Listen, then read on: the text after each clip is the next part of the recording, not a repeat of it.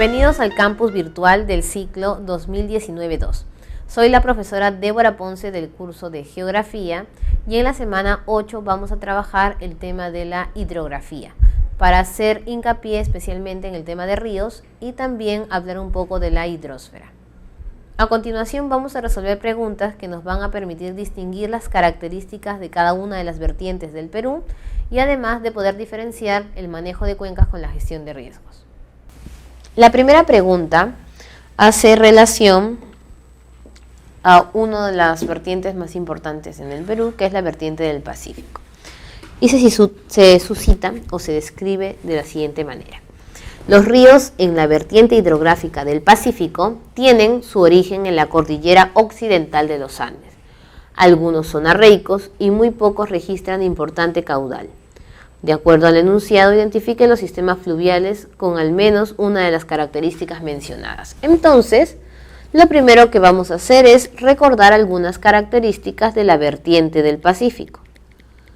Se dice que los ríos de la vertiente del Pacífico nacen en la zona occidental, aclarando que no todos, porque el río Amazonas nace en la zona occidental, pero pertenece o da a luz a los ríos de la vertiente del Amazonas.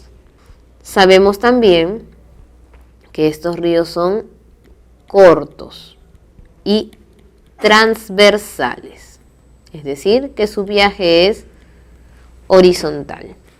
Son cortos porque el espacio del litoral de la costa es muy pequeño y reducido.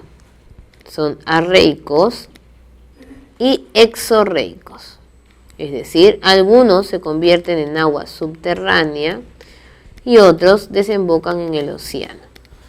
Los ríos del Pacífico son torrentosos y no navegables, con excepción de algunos como el río Tumbes.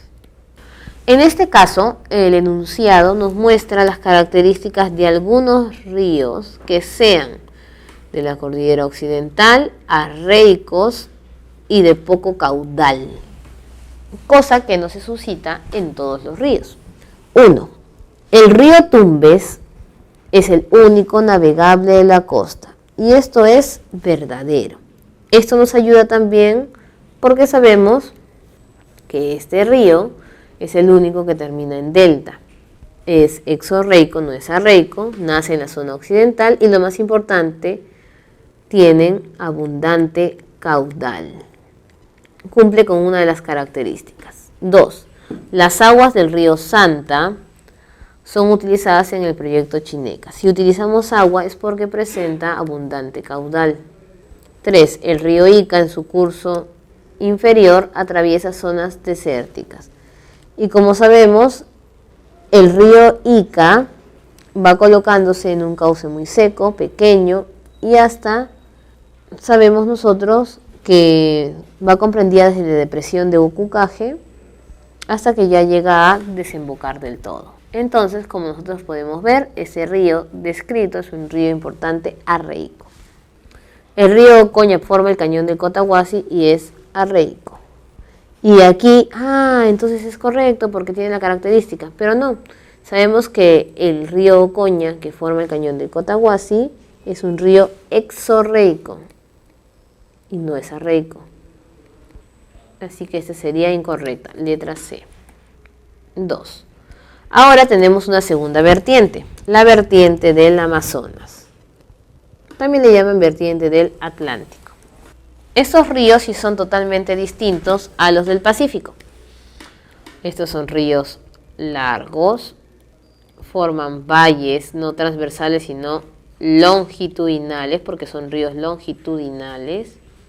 Estos ríos sí son navegables en su curso inferior, describen meandros y no nacen en la cadena occidental, sino en la cadena oriental y nudos. Tienen abundante caudal. La pregunta es la siguiente.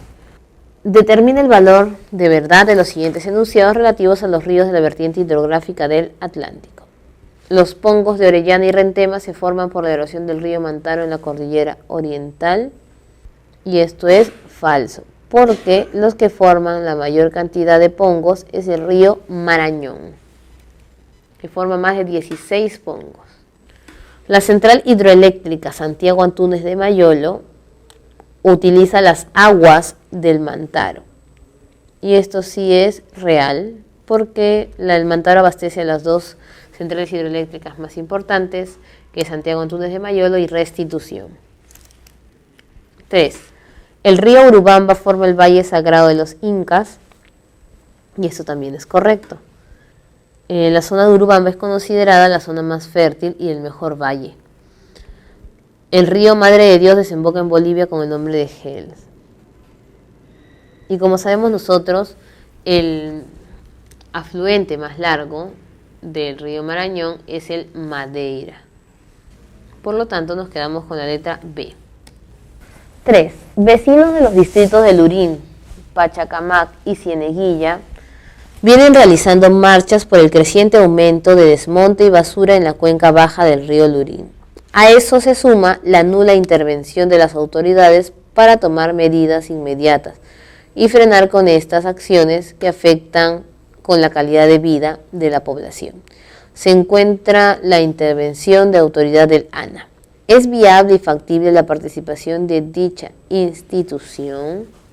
Entonces, nosotros estamos aquí viendo un claro ejemplo de manejo de cuencas. Y lo primero que tendríamos que diferenciar es manejo de cuencas con gestión de riesgos. Y los puntos son precisos. El manejo de cuencas hace alusión al cuidado del río y sus recursos. El cuidado que se da en la gestión de riesgos es hacia el ser humano y la satisfacción de sus necesidades. El manejo de cuencas es un proceso integrado del Ministerio de Ambiente y la gestión de riesgos es un proceso integrado del Sistema de Defensa Nacional. Muy bien, entonces, en este caso, frente al desmonte y basura que se está dando en el lugar, que es afectar el ambiente, y en este caso tratan ellos de ver la intervención de la ANA. ¿Puede o no puede la ANA? Primero, ¿a dónde está escrito la autoridad de la ANA? Y como sabemos nosotros, se encuentra escrito al Ministerio de Agricultura. Entonces, todos dirán, ¿puede participar si no está directamente en el Ministerio de Ambiente? Y la respuesta es que sí. ¿Por qué? Porque la agricultura tiene que ver en la buena utilización del agua, que ese es el caso del ANA.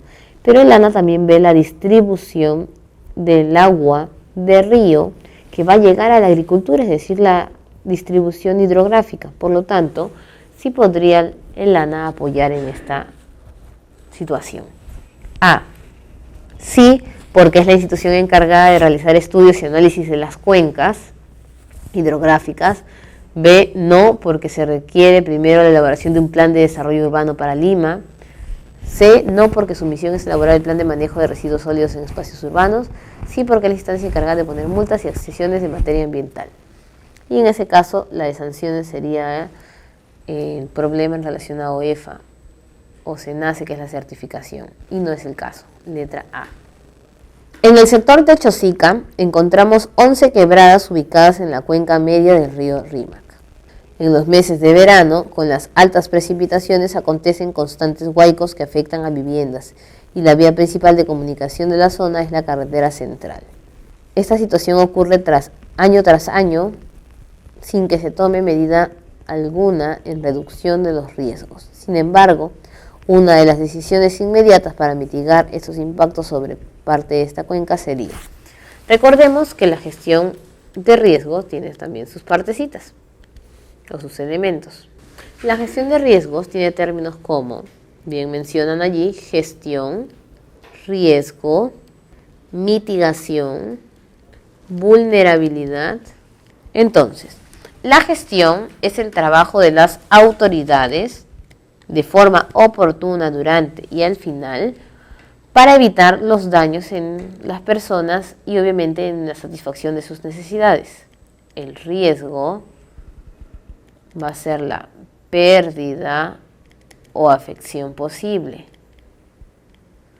La mitigación es la reducción del riesgo, es reducción de pérdidas. La vulnerabilidad son los más afectados. En una cifra estadística nos faltaría el término peligro, que no es nada más y nada menos que la amenaza, que obviamente es de corte natural. Muy bien, ahora, ¿cuál sería lo adecuado para evitar los daños constantes por los huaicos de verano? A. Construir servicios básicos en zonas de mayor exposición a riesgos a fin de apoyar a la población de manera inmediata. Si es una zona de mayor afección, sería ilógico colocar mayores construcciones. Realizar un constante mantenimiento de los muros de contención en las diversas quebradas sin descolmatar los cauces. Cuando sabemos que todo proceso tiene una situación de descolmatación para que estos muros sean construidos luego de ser debidamente observada toda la zona. Instruir y orientar a la población asentada en el cauce para que pueda recibir donaciones. La idea no es solo la donación, sino evitar los daños que van a venir cada año. Reubicar las viviendas situadas en alto riesgo y reglamentar las que no puedan ser habitadas. Para evitar, ¿qué cosa? Los daños que siempre se dan en el lugar, es decir, mitigar los riesgos. Letra D. Bueno, jóvenes, hemos terminado el bloque de estudio de las capas o subsistemas principales de la Tierra, que son geósfera, atmósfera e hidrosfera, y la próxima semana iniciamos el bloque de la biosfera con el estudio de los biomas.